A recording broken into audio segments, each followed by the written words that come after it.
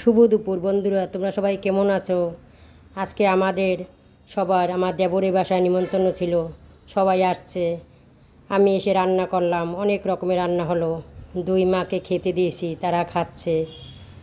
দেখতে পেয়ে খুব ভালো লাগছে।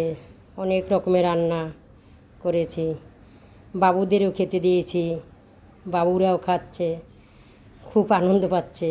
খুব মজা খাবার ছিল। ছোটো ভাইয়ের দুই মেয়ে, বড় ভাইয়ের এক মেয়ে এক ছেলে, তারাও খাচ্ছে।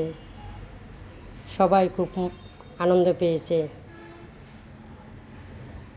সবাই খাচ্ছে।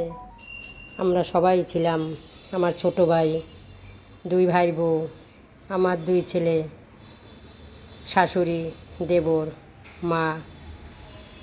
দিনটা খুব ভালোই কাটছে, খুব সবাই আনন্দ পেয়েছে।